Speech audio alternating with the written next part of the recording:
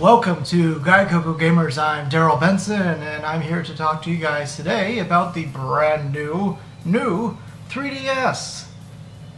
It's new. It's a really stupid name. Anyway, this is the 3DS that Americans apparently don't need, which is rather stupid, frankly.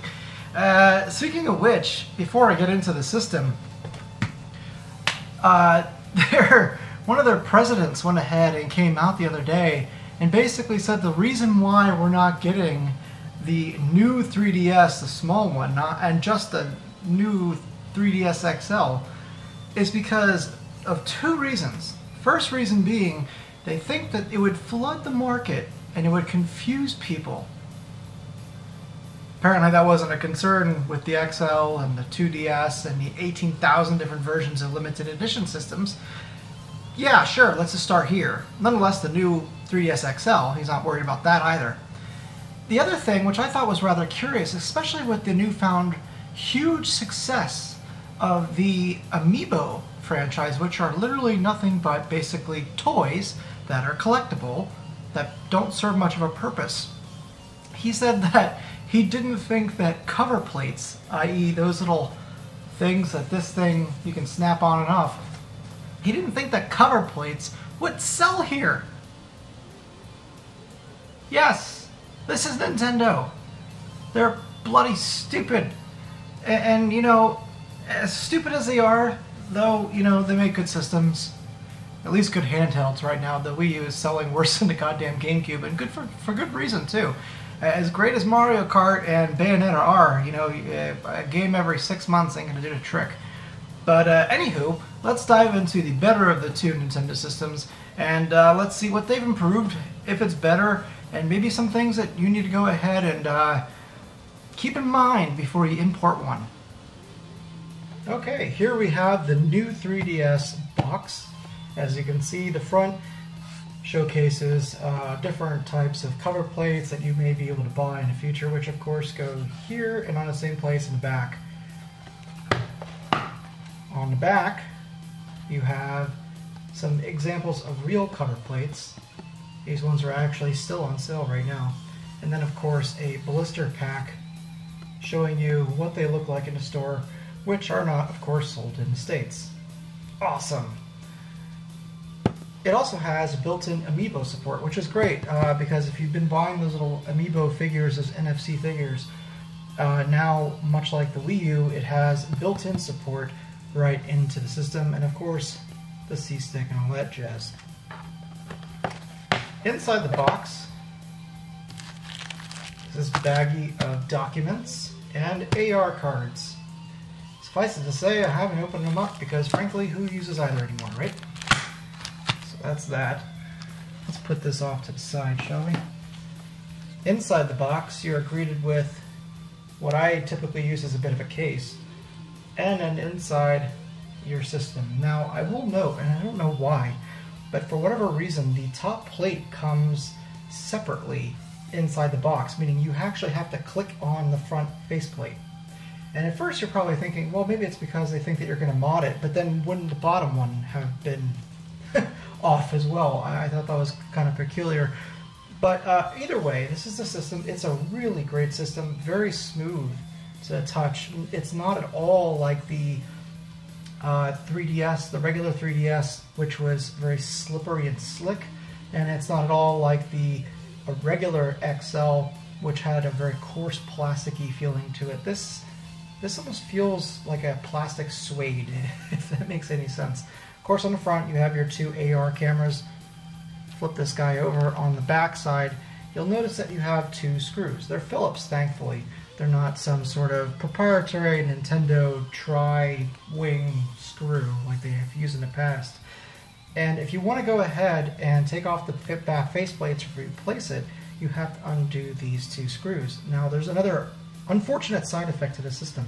If you want to go ahead and change out the SD card, you also have to take off this back plate, which can't say I'm really big on that, but whatever.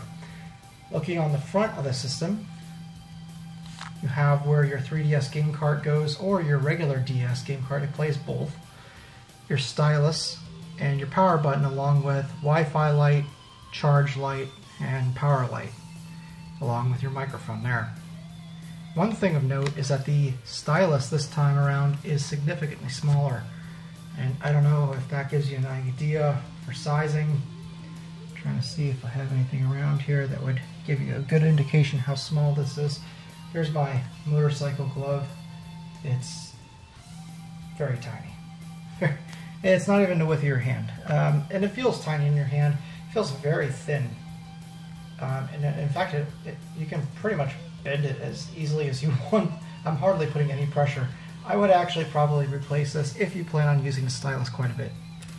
On the top you have 4 triggers now. If you've ever been exposed to the Circle Pad Pro, you know about the 4 triggers that they added on that. And this basically does the same thing as the Circle Pad Pro. In fact, older games recognize this unit as a Circle Pad Pro with a regular 3DS. So if you're playing Monster Hunter and the like, these buttons function exactly the same. So let's go ahead and open up the system here. The system itself is gorgeous inside. It's a very nice creamy white color, the same as the outside actually.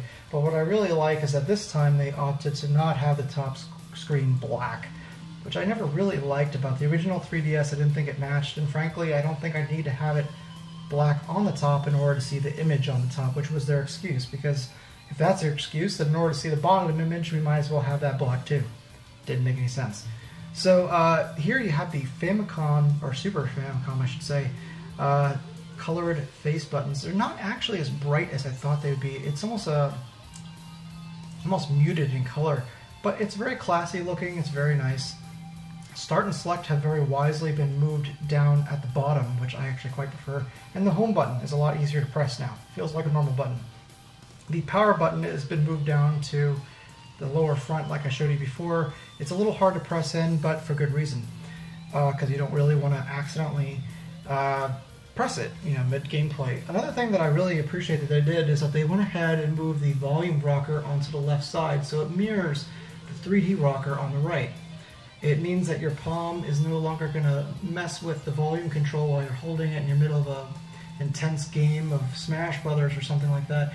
And it just makes sense. It's symmetrical, it works perfectly, and even has that same sort of clicking type function as a slider switch on the right.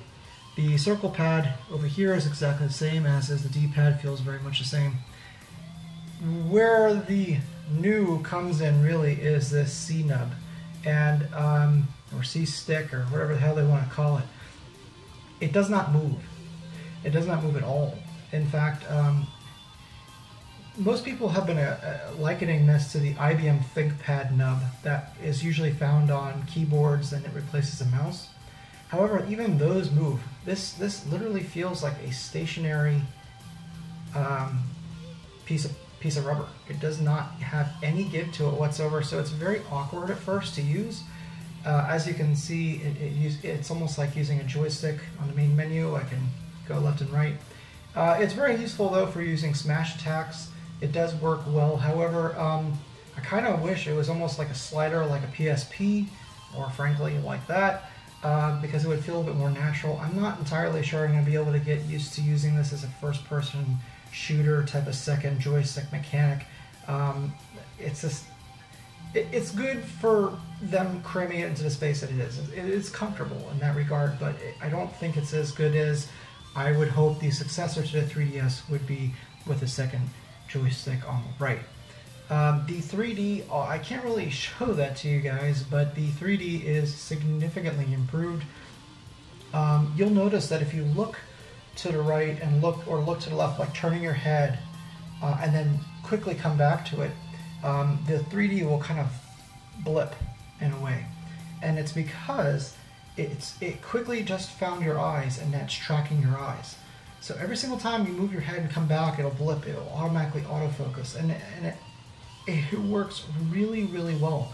I've shown this to a couple people, and every single person who's instantly picked it up and immediately noticed how much more accurate it is, how much wider the viewing angle is. You can see it from over here or over here.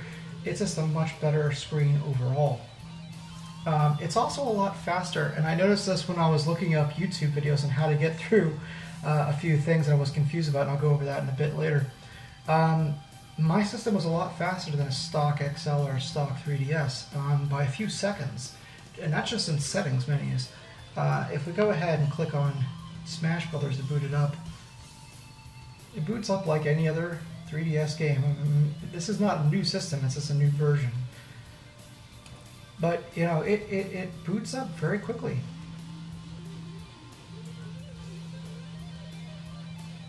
And there you have it. The sound is actually great too, and that's something that I really wanted to show you guys. Unlike maybe like a GBA SP, which had really weak speakers, I was really nervous about this version having weak speakers as well, since it's the later model. Later models are usually cheaper, but as you can see, it sounds great. I'll let this play for a little bit so you can hear it.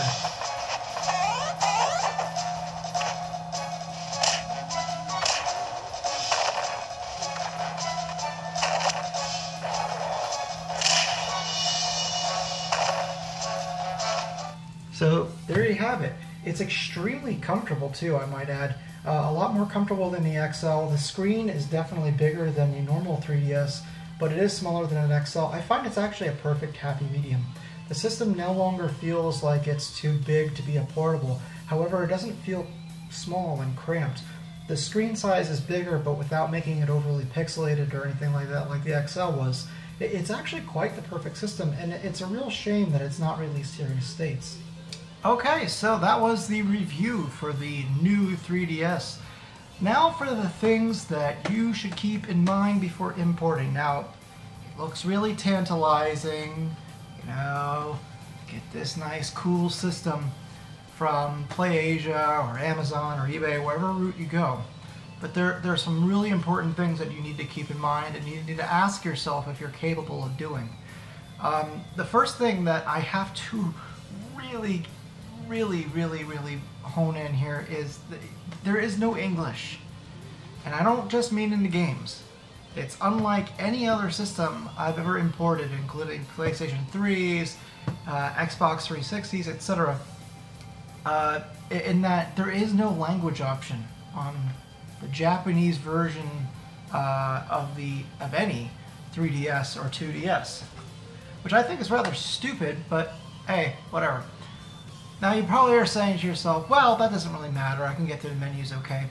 Yeah, but there's some things that you have to do that are a little complicated under the setup. One of those things being making a Nintendo ID. Now, unless you have another 3DS that's in English that you can reference that's right next to it, you might have a little bit of trouble. And what I mean by that is that the menu process is just laborious. It's mind-numbingly long. There's so many choices for you to hit.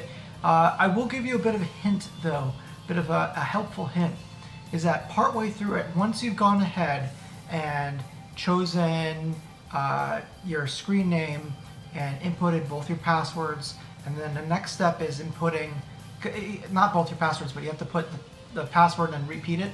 And then the next one is your email, and then repeat the email. So if you don't know what it's asking for, that's the order of things, is your ID, password, email, repeat email.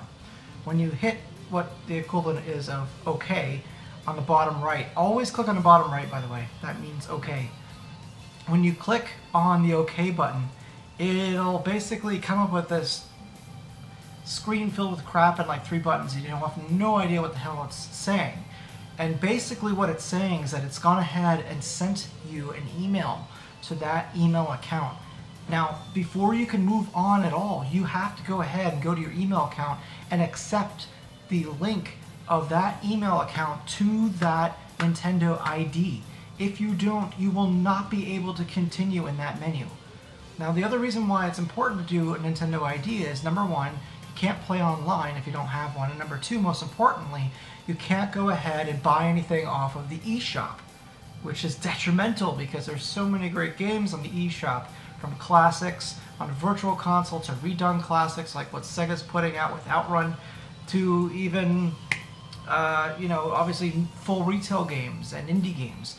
So something to keep in mind. Now the other thing to keep in mind is that for whatever reason, despite the fact that it's 2015, Nintendo has decided that this thing doesn't have the ability to run on a wireless N signal. That's pretty stupid.